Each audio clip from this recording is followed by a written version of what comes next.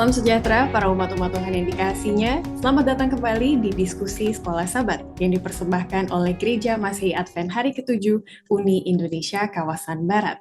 Dalam pelajaran yang ke-12, membahas mengenai kesalahpahaman mengenai kekekalan jiwa melalui dasar spiritisme yang dinubuatkan oleh Wahyu 13 akan mengglobal atau seluruh dunia akan terpengaruhi dengan kesalahpahaman mengenai kekekalan jiwa ini. Dan itulah yang akan kita bahas kali ini, bagaimana kita dapat teguh dengan kebenaran yang kita miliki mengenai sifat kemanusiaan dan juga kebenaran mengenai kematian tersebut sampai kedatangan Tuhan yang kedua kali. Untuk membahas topik ini, kita akan kehadiran Pendeta Sony Situmorang, Direktur Komunikasi Uni Indonesia Kawasan Barat, dan juga Pendeta Dwi Juniarto, Direktur Komunikasi dari Jawa Kawasan Tengah. Shalom Bapak Pendeta sekalian.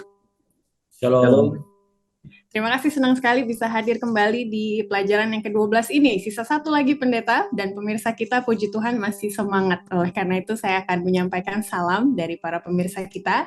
Ada 3 jemaat yang saya catat dari kolom komen di YouTube. Dari Kutai Barat, Kalimantan Timur, Gereja Keningau di Sabah, Malaysia, dan juga Jemaat Bukit Zaitun di Lat Dalam, Maluku. Untuk 3 jemaat ini, ada yang mau disampaikan oleh Pendeta Adwi terlebih dahulu, terutama Pendeta pernah melayani di Kalimantan Timur, siapa tahu pernah ke daerah Kutai Barat juga, Pendeta, silakan. Baik, terima kasih. Salam buat rekan-rekan anggota jemaat yang ada di Kutai Barat. Saya kebetulan pernah melayani sebagai gembala di daerah Kalimantan Kawasan Timur yang meliputi salah satunya adalah wilayah Kutai Barat ini atau distrik Kutai Barat. Jadi saya terkenang kembali untuk pelayanan yang ada di sana. Jadi 18 tahun saya di sana. Wow. Jadi tahun 2019 saya pindah ke Jawa Tengah, ya. Jadi terima kasih untuk selalu setia mengikuti diskusi pelajaran Sekolah Sabat. Yes, terima kasih Pendeta, dan banyak juga saya lihat di komen ada yang reuni gitu ya, karena ternyata saling kenal, ada nama-nama yang familiar, jadi semakin semangat dalam menanti kedatangan Tuhan yang kedua kali. Pendeta Sony Situmorang, banyak sekali komen positif gitu ya, terutama bagaimana mereka telah dibantu dalam diskusi UKSS mereka masing-masing, dan sangat menunggu-nunggu program ini gitu ya, di platform-platform yang ada. Apa yang mau Pendeta sampaikan kepada mereka? Baik, salam sejahtera bagi semua pemirsa dan juga bagi mereka yang sangat terbantu. Tetap doakan kami supaya setiap minggu bisa eksis untuk membawakan pelajaran ini. Kami pun bekerja ini bukan karena kami expert, tapi kami juga baca dari Sekolah Sabat dan berusaha menerangkan dan dengan bantuan Roh Kudus bisa kena dan tepat di hati masing-masing kita. Terima kasih. Betul sekali, dan pemirsa, semua saran dan juga masukan akan kami sangat hargai untuk membantu keimanan kita semua ke depannya. Sebelum Pendeta Dwi Juniarto akan berdoa buka bagi kita, saya akan bacakan ayat intinya yang terdapat di dalam 1 Tesalonika 5 ayat 23. Semoga Allah damai sejahtera menguduskan kamu seluruhnya, dan semoga roh, jiwa, dan tubuhmu terpelihara sempurna dengan tak bercacat pada kedatangan Yesus Kristus, Tuhan kita. Silakan Pendeta Dwi. Mari kita berdoa. Bapa kami yang bertahta dalam kerajaan sorga, kami mengucapkan puji syukur dan terima kasih Engkau memberkati kami, menyertai kami. Saat ini ketika kami akan belajar firman Tuhan melalui pelajaran Sekolah Sabat, kami mohon Engkau mengurapi kami dengan kuasa Roh Kudus-Mu. Seluruh partisipan yang ambil acara ini, hamba-Mu, Pendeta Sony, dan Ivy, dan juga Daniel yang ada di belakang layar. Tuhan, kiranya Engkau memberkati. Dan dalam diskusi ini, kami mendapat kebenaran dari Tuhan, dan kami terberkati melalui acara ini. Ampuni kami dari dosa dan pelanggaran kami, di dalam nama Tuhan Yesus kami berdoa dan mengucap syukur. Amin. Amin. Terima kasih. Pemirsa, kami tetap menunggu pertanyaan dan juga pendapat dari pemirsa di kolom komen. Saya tahu topik-topik akhir ini agak lebih sulit dari biasanya dan sangat kontroversial atau bertentangan, tetapi tidak apa-apa, tanyakan saja apa yang belum jelas. Semoga itu akan membantu orang lain juga yang mungkin memiliki pertanyaan ataupun keraguan yang sama. Kita akan masuk langsung ke hari Minggu dengan judul Model Yesus. Dalam melihat pandangan dunia yang alkitabiah, kita diajak kembali untuk melihat bagaimana Yesus bertumbuh, karena itulah yang akan membantu kita produktif gitu ya, dan juga kuat sampai kedatangan Yesus yang kedua kali. Apa spesifiknya yang mau kita lihat dari kehidupan Yesus, Pendeta Dwi Juniarto, yang akan membantu kita supaya teguh dalam memegang kebenaran-kebenaran yang kita sudah pelajari selama triwulan ini? Baik, terima kasih Ivy. Sementara dunia berpikir bahwa dunia ini memandang bahwa tubuh manusia itu bisa dipisah-pisahkan. Iya. Fisiknya tersendiri, nanti rohnya tersendiri, atau nyawanya tersendiri, dan yang lain sebagainya. Itu kata dunia. Mari kita belajar dari kebenaran firman Tuhan. Jadi kita membandingkan apa kata dunia dan apa kata Alkitab. Nah, kita mengambil salah satu contoh yang dituliskan di dalam pelajaran sekolah sahabat ini, di dalam buku Lukas, kitab Lukas pasal 2 ayat 52, di sana ada satu ayat yang disampaikan dalam pelajaran sekolah sahabat kita. Dan Yesus makin bertambah besar dan bertambah hikmatnya dan besarnya dan makin dikasihi oleh Allah dan manusia. Artinya apa yang mau disampaikan di sini? Bahwa berbicara masalah bertambah hikmat itu berbicara masalah mental. Berbicara masalah Yesus itu bertumbuh makin besar, di sana berbicara masalah fisik. Dan ketika dia dikatakan di sana dia dikasihi oleh Allah, itu berbicara masalah rohani. Dan ketika berbicara mengenai dikasihi oleh Allah dan manusia, ini berbicara masalah sosial. Jadi ini adalah bagian yang tidak bisa dipisahkan dalam diri Yesus Kristus.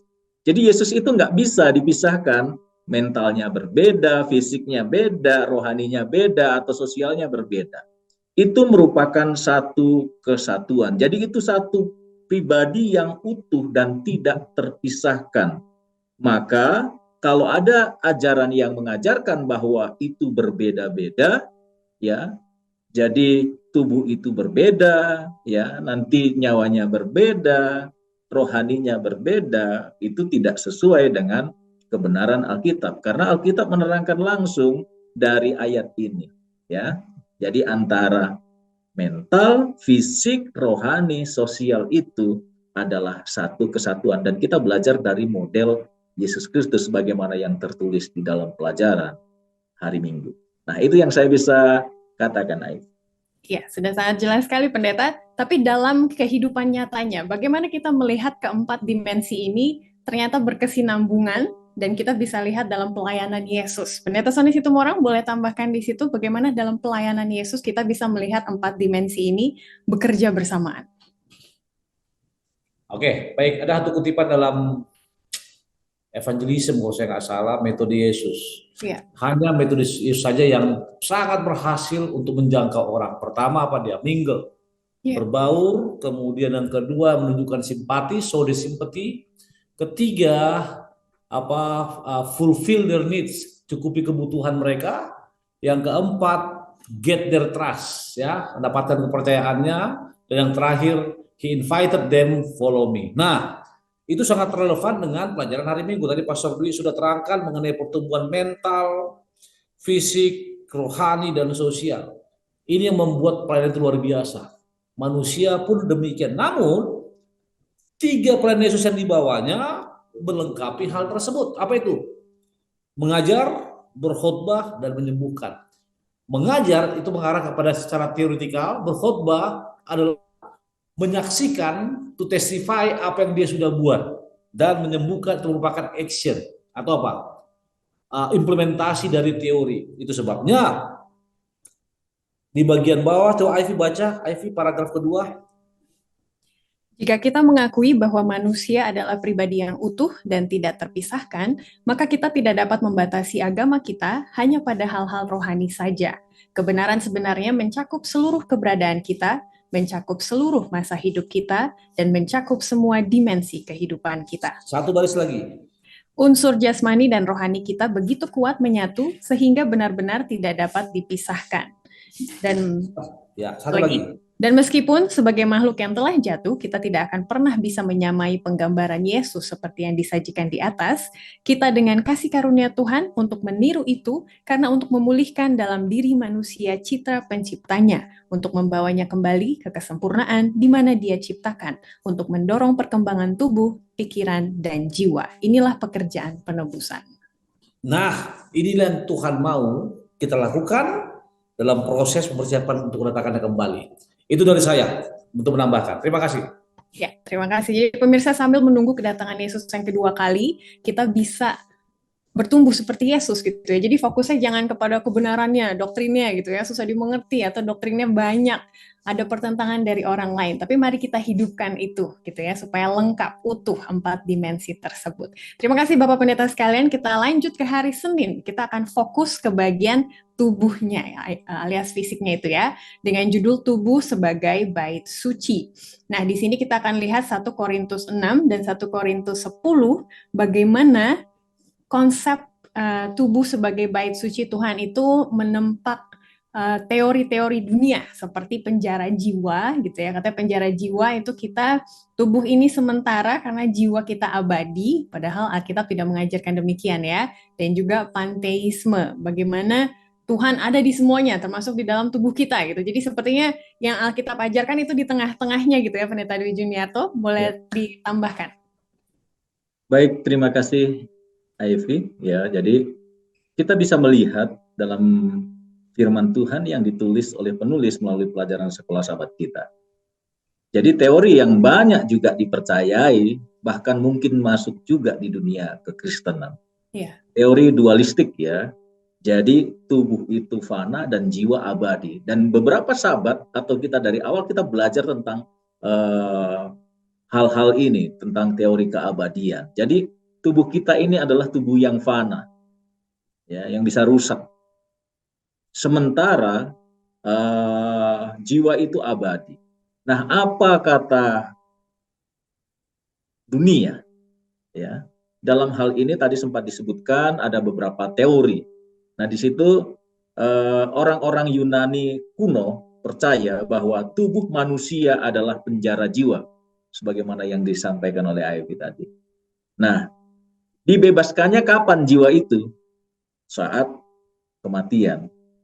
Ya, nanti dalam konsep orang kafir, banyak orang Kristen saat ini juga percaya bahwa tubuh adalah tempat sementara dari jiwa yang abadi. Jadi jiwa itu terpenjara oleh tubuh. Lalu ada juga sebuah teori yang dunia percayai, yang juga mungkin masuk ke dunia agama Kristen sekarang ini. Tadi sempat disebutkan panteisme. Apa ajaran panteisme ini? Supaya kita dalam hal ini memperbaharui pikiran kita jika kita mempercayai teori ini.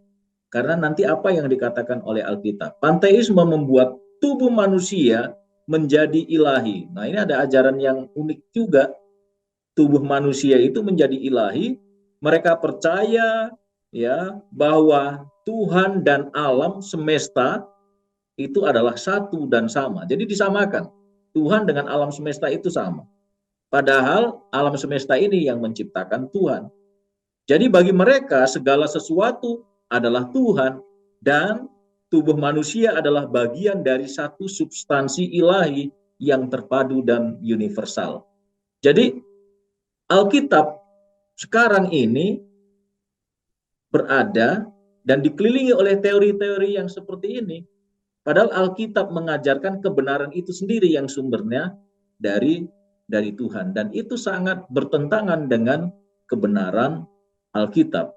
Alam semesta ini ada yang menciptakan. Kita percaya Tuhan yang menciptakan. Kalau kita membaca di dalam Kejadian 1 ayat 1, pada mulanya Allah menciptakan langit dan bumi. Nah, problemnya ya banyak orang percaya. Tetapi kita sebagai manusia yang punya pemikiran dan itu dikaruniakan oleh Tuhan pada waktu penciptaan, kita punya akal budi. Kita mau memilih yang mana di dalam kebenaran itu sendiri. Kita harus lebih percaya apa kata Alkitab dibandingkan dengan teori yang berkembang di dunia ini. Ya, tadi di bagian pelajaran hari Minggu kita sudah sebutkan bahwa itu satu kesatuan. Jadi bukan penjara jiwa, tubuh bukan penjara jiwa. Dan juga bahwa kita ini bukan tidak sama dengan Allah atau kita satu substansi ilahi. Ya, bukan demikian juga. Justru manusia waktu diciptakan sempurna, Adam dan Hawa itu sempurna, alam semesta diciptakan sempurna, ini telah rusak oleh karena nenek moyang kita memilih untuk jatuh ke dalam dosa. Ya. Tetapi kita tidak dibiarkan. Tuhan tetap bekerja untuk kasih-Nya tetap sampai kepada manusia. Ia bekerja dalam rencana penebusannya untuk mengembalikan manusia itu ke dalam petanya. Dan pemulihan untuk proses penyelamatan ini berlangsung seumur hidup. Artinya ketika Tuhan menjadi penebus kita, tidak berhenti sampai di situ karena kita harus percaya dengan iman, dan iman itu harus bergantung kepada Tuhan seumur hidup kita.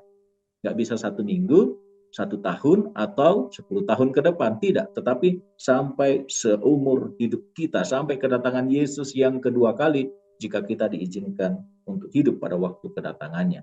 Supaya peta Allah itu kembali, ya, sempurna, kita akan dikembalikan di dalam rencana penebusan keselamatan itu. Dan itu ditulis oleh baik Rasul Yohanes, ya. Jadi itu yang saya bisa sampaikan, Aif. Ya, jelas sekali Pendeta. Jadi pemulihan yang Tuhan rindukan dan salah satu tujuan dari penebusannya itu bukan hanya untuk rohani kita gitu ya, tapi satu paket ya, fisik, mental, dan juga sosial kita. Bisa Tuhan pulihkan balik seperti gambar awalnya, yaitu seperti Dia sendiri. Nah, Pendeta Sony Situmorang, pertanyaan penting di hari Senin dan juga saya bisa hubungkan ke pertanyaan nomor pertama di hari Jumat. Jadi apa efeknya kepada gaya hidup saya sekarang ini? Kalau saya mengetahui bahwa tubuh saya adalah bait Allah, bait Roh Kudus, dan bahwa tubuh, jiwa, dan roh ini satu kesatuan. Apa efeknya bagi gaya hidup saya sekarang ini harusnya? Berbicara mengenai gaya hidup dan efek, maka sangat jelas 1 Korintus 10:31 menjawabnya. Apa itu? Dalam bahasa Ibrani itu bait Roh Kudus, bait Makhabis. Ya, kalau saya nggak salah ya. Bait Makhabis. Atau bisa dikatakan dalam bahasa Inggris tabernakel, kemudian di Arab Baitul Muqaddis. Itulah itu. Artinya makanya jadi mengarah kepada suatu tempat yang suci. Dan dalam konteks ini, tubuh kita lah Ka'bah Roh Kudus. Oleh karena itu, jawaban tersebut di 1 Korintus 6, 1 Korintus 10 dikata apa? Jika engkau makan, jika engkau minum, atau jika engkau melakukan segala sesuatu yang lain, lakukanlah untuk kemuliaan Tuhan. Do it for the glory of God. Dia hanya untuk kemuliaan namanya. Masalahnya adalah efek. Apakah kita sudah melakukannya? Mungkin yang paling pas untuk menambahkan, kita kembali ke belakang. Mungkin Ivy tolong baca paragraf kedua, 1 paragraf aja. Ya. Dari baik Adam. Baik Adam maupun Hawa diciptakan menurut gambar dan rupa Allah sendiri, yang tercermin tidak hanya dalam karakter mereka, tetapi juga dalam aspek fisik mereka. Karena citra itu telah dirusak dan bahkan disembunyikan oleh kehadiran dosa, pekerjaan penebusan adalah mengembalikan manusia ke kondisi semula, termasuk kesehatan fisiknya, sampai pada tingkat yang memungkinkan bagi makhluk-makhluk yang tidak dapat mengambil bagian dari pohon kehidupan. Oke, lompat langsung paragraf 5. Jika kita mengakui bahwa manusia adalah kesatuan yang tak terpisahkan dan bahwa agama mencakup semua aspek kehidupan manusia, maka kita harus mempertimbangkan kesehatan fisik kita juga sebagai kewajiban agama. Terus, sedikit lagi. Kita harus dibimbing oleh prinsip yang diilhami. Jika engkau makan atau jika engkau minum atau jika engkau melakukan sesuatu yang lain, lakukanlah semuanya itu untuk kemuliaan Allah. Stop. Coba di sini pemirsa di rumah sangat jelas dikatakan apa? Aspek fisik sangat mempengaruhi apa? Kewajiban agama kita. Benar. Dalam bahasa Latin ya, ada dulu mens sana in corpore sano, ya something like that lah ya. Ada dalam tubuh yang sehat terdapat jiwa yang dan benar. Tolong perhatikan para pemirsa, Kenapa kita ke Ka'bah, ke gereja setelah para sahabat harusnya bersih, fisik baik, tidak sakit, harum. Coba orang mungkin hanya berpikir itu hanya karena formal, ritual. Enggak, saudara. Di zaman Alkitab dulu, ketika orang mau ke Ka'bah juga begitu. Bahkan dalam zaman bahasa Israel, mohon maaf, wanita yang sedang mengalami apa ya, menstruasi atau apa, pendarahan rutin bulanan, tidak bisa hadir di Ka'bah. Kenapa? Benar bahwa tubuh sebagai bait suci merupakan apa? Merupakan implementasi daripada Allah itu sendiri. Apa? Kasih Allah itu sendiri. Itu sebabnya ketika ditanyakan efek tadi, efeknya apa? Rubah gaya hidupmu, rubah pola makanmu, rubah apa yang bisa kita apa? Kita rubah hanya untuk kemuliaan nama Tuhan. Itu dari saya. Terima kasih. Iya, data baik sekali sudah sangat menjawab. Jadi pemirsa, menjaga kesehatan adalah salah satu aplikasi dari mengaminkan kebenaran yang kita telah pelajari selama 1 kuartal ini ya, bahwa tubuh kita adalah fana tapi juga milik Tuhan. Kita lanjut ke hari Selasa, dari tubuh kita masuk ke pikiran dan judulnya adalah pikiran Kristus. Apa yang dimaksud pendeta kalau kita tuh harus berpikir seperti Kristus gitu ya? Apakah kita dituntut untuk sempurna seperti Kristus dalam pemikiran juga atau bagaimana? Silakan pendeta Dwi. Baik, Ivy, ya kita baca di pelajaran sekolah sahabat kita, semua pemirsa juga boleh memperhatikannya. Ya. Beberapa orang percaya bahwa dengan mengubah lingkungan individu kita akan berubah. Jadi kalau lingkungannya baik, individu akan baik, lingkungannya kurang baik, akan jadi tidak baik. Jadi ada yang berpikir demikian, dan tentunya kita harus menghindari tempat-tempat yang dapat membuat kita lebih rentan terhadap godaan itu. Apakah cukup sampai di situ? Pertanyaannya hanya itu, ya kan? Apakah cukup sampai di situ? Ternyata tidak. Ya, Yesus mengajarkan kepada kita jauh lebih dalam, karena dia berbicara masalah hati atau berbicara masalah pikiran. Dan saya percaya bahwa kita beragama itu juga bukan hanya fisiknya datang ke gereja, tapi ini dikontrol oleh pikiran. Bahasa Alkitab disebutkan hati. Ya, hati yang dimaksud di sana adalah pikiran. Jadi kita bukan hanya masalah menghindari tempat-tempat atau yang berhubungan dengan lingkungan yang mungkin itu tidak baik, bukan sekedar hanya di situ, tetapi itu dengan kesadaran pikiran, dengan kesadaran hati kita ketika kita beragama. Ya, karena di sana dikatakan Kristus menyentuh inti masalah ini ketika dia menyatakan, sebab dari dalam, dari hati orang, timbul segala pikiran jahat. Ada kejahatan itu munculnya dari pikiran. Ya, ada pencurian timbul dari pikiran. Ada pembunuhan, ada perzinahan, keserakahan, kejahatan, kelicikan, hawa nafsu, ada iri hati, hujat, kesombongan, kebebalan, timbul dari pikiran. Ya, jadi itu muncul dari pikiran manusia, apalagi manusia ini sudah jatuh ke dalam dosa, sudah merosot sekian ribu tahun dari sejak Adam dan Hawa. Betapa jahatnya pemikiran manusia itu yang mengontrol ya tubuh, karena tubuh itu satu kesatuan. Nah, sekarang Tuhan menyentuh hati kita, menyentuh pikiran kita supaya pikiran kita itu terkoneksi dengan Kristus. Itulah sebabnya dia menaruh hukumnya di dalam pikiran umatnya. Jadi itu kita bisa bandingkan di Yeremia 31 ayat 31 sampai 33 dan juga dibandingkan dengan perjanjian baru di dalam Ibrani 8 ayat 8 sampai 10 dan juga Ibrani 10 ayat 16. Jadi Tuhan menaruh hukumnya, menuliskan hukumnya di dalam hati mereka. Supaya apa? Aktivitas tubuh, aktivitas fisik itu dikontrol oleh ya pikiran yang dipengaruhi, yang terkoneksi, yang punya hubungan dengan Yesus Kristus. Dan kita bisa melihat jika kita ada di dalam Kristus, sudah tentu kita dapat memperoleh kemenangan. Kenapa? Karena kuasa itu ada di dalam Yesus Kristus. Hanya kita mau atau tidak. Lalu ada yang disampaikan, yang Ivy sampaikan tadi, Apakah kita harus sempurna? Sempurna yang seperti apa?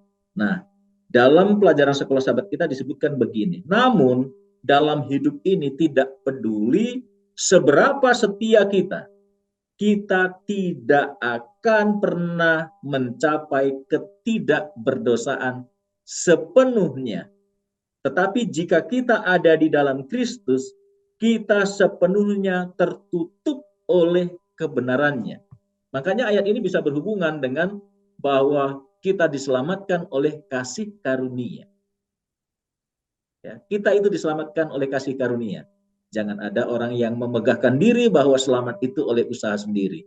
Kenapa? Tadi dikatakan di awal, kita tidak bisa, ya, tidak berdosa sepenuhnya. Tapi jika kita ada di dalam Kristus, kita sepenuhnya tertutup oleh kebenarannya. Kebenaran Kristuslah yang menutupi kita.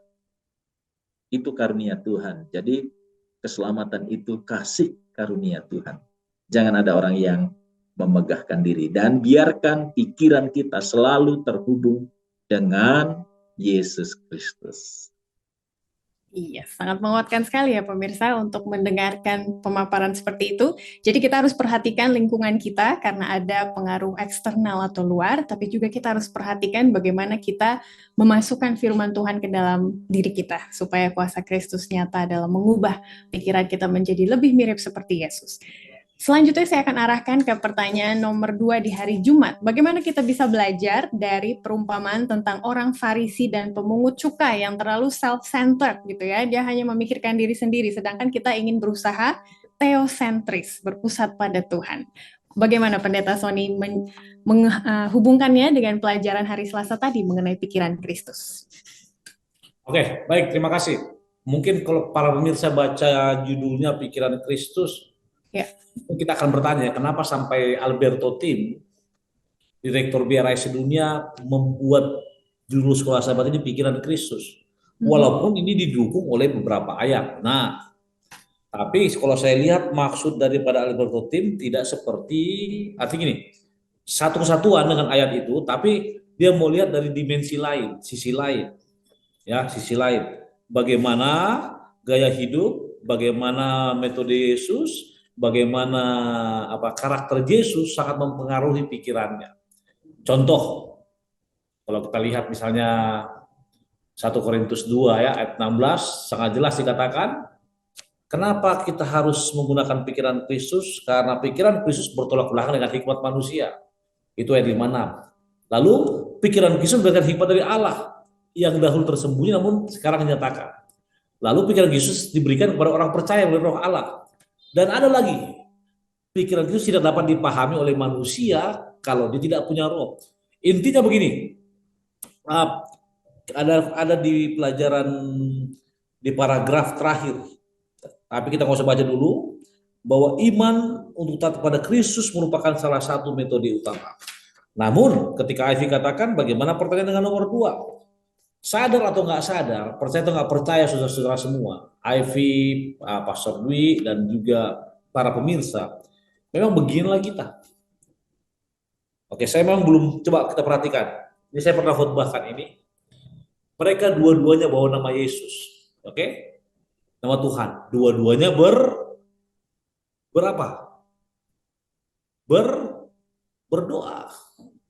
Dua-duanya di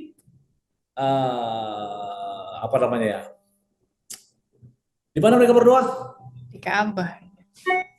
Apa namanya satu yang ada di tempat saya sering katakan itu? Sinagog atau?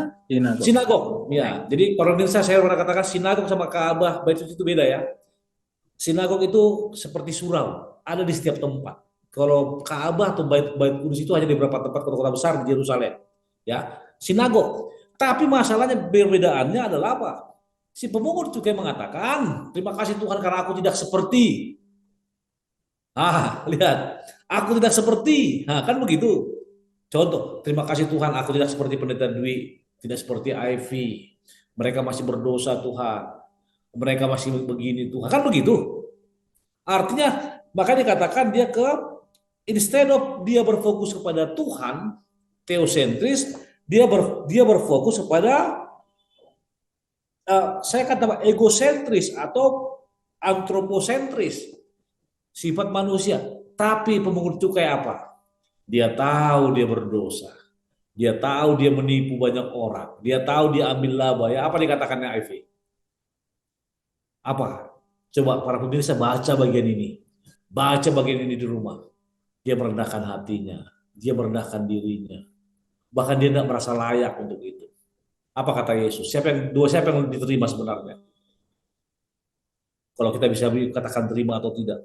Kalau saudara baca nanti, maka dikatakan gambaran pemungut cukai dan orang Farisi ini itu juga menggambarkan kita. Hanya masalahnya di bagian mana kita berada.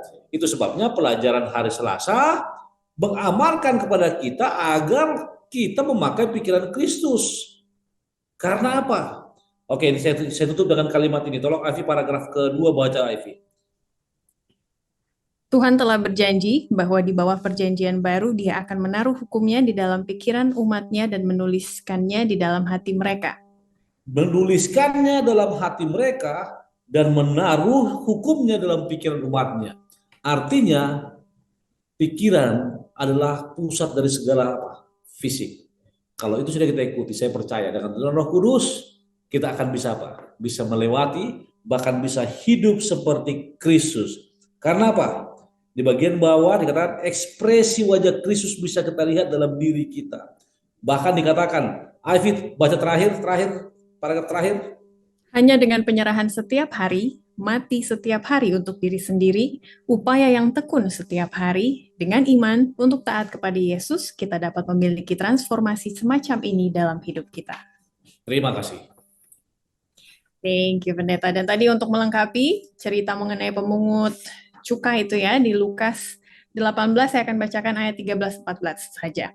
Tetapi pemungut cukai itu berdiri jauh-jauh, bahkan ia tidak berani menengadah ke langit, melainkan ia memukul diri dan berkata, "Ya Allah, kasihanilah aku orang yang berdosa ini. Aku berkata kepadamu, orang ini pulang ke rumahnya sebagai orang yang dibenarkan Allah, dan orang lain itu tidak.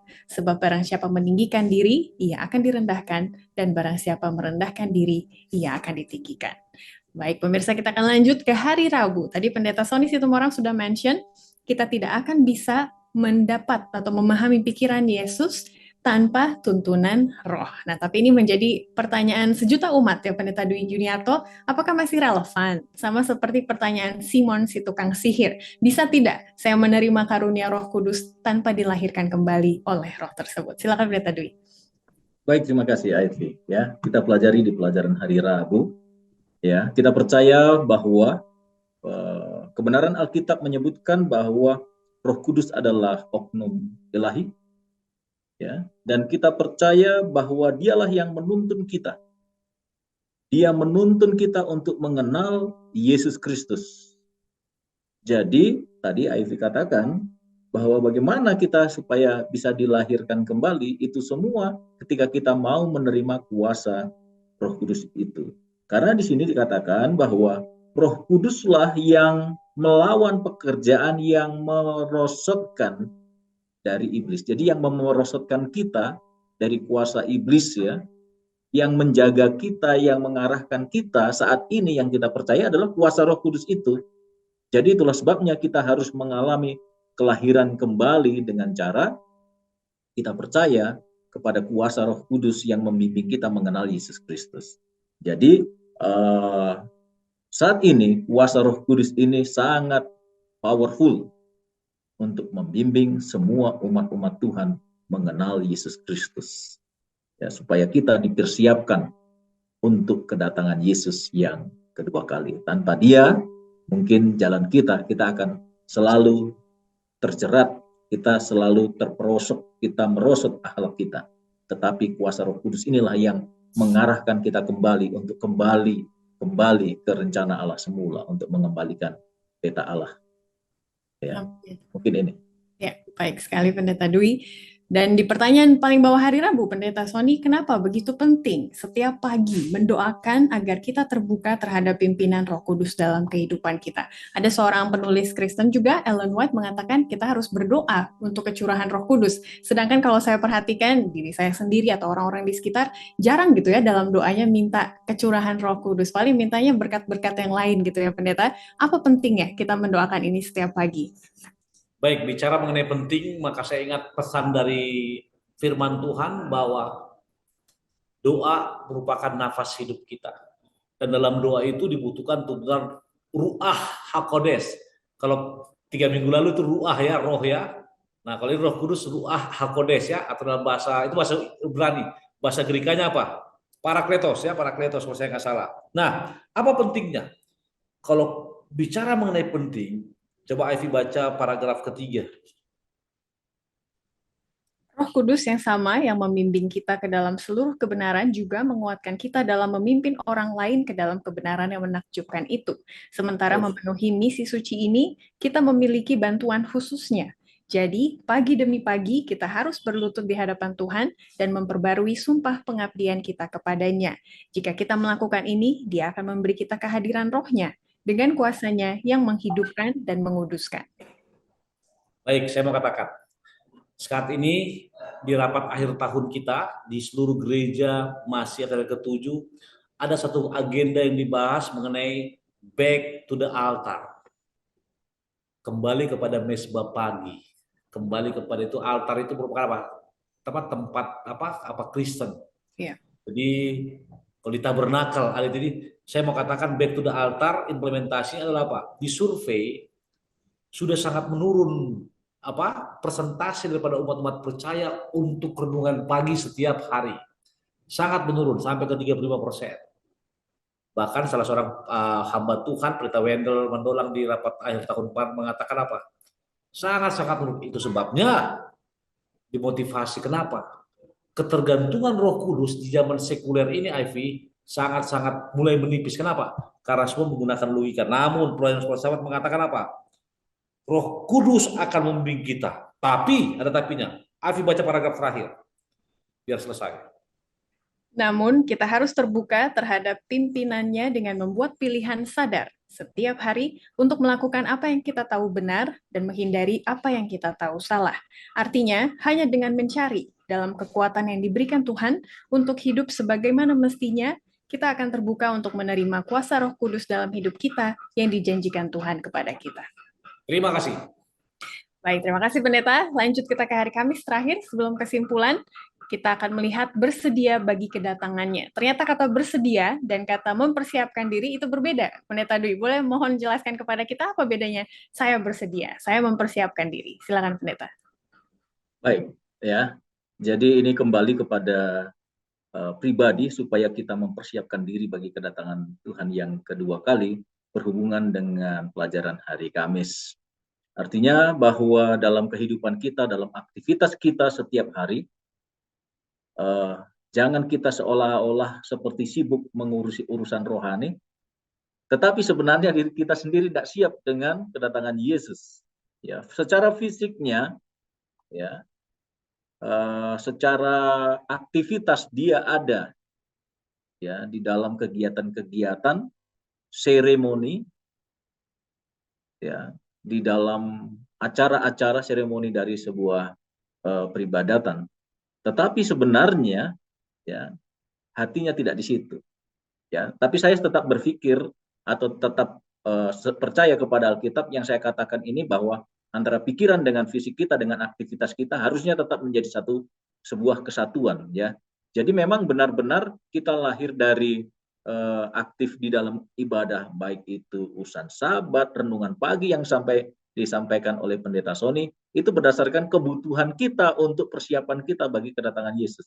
Jangan itu hanya sekedar seremoni yang ujungnya kita itu nggak siap dengan kedatangan Yesus. Karena itu dituliskan dalam pelajaran sekolah sahabat kita, ya. Jangan-jangan kita kelihatan rohani sementara kita itu nggak rohani. Mungkin dunia maya lebih mempengaruhi di dalam kehidupan kita. Jadi kita harus berhati-hati dalam kita menantikan kedatangan Yesus yang kedua kali ini. Kita harus fokus supaya kita tetap siap untuk menantikan kedatangannya, dan persiapan itu berkelanjutan, terus menerus. Tidak hanya untuk hari ini atau hanya minggu depan atau 1 tahun ke depan saja, tapi itu terus berkelanjutan sampai kedatangannya yang kedua kali. Amin, benar sekali. Jadi pelajaran hari Kamis mengajarkan kita mengenai prioritas, gitu ya. Bagaimana kita menaruh perhatian kepada kebenaran yang kita praktekkan, gitu. Jangan sampai kita menunda-nunda. Sudah tahu banyak, tapi pada prakteknya kurang melakukannya atau kurang menantikan kedatangan Yesus yang kedua kali, seperti itu ya.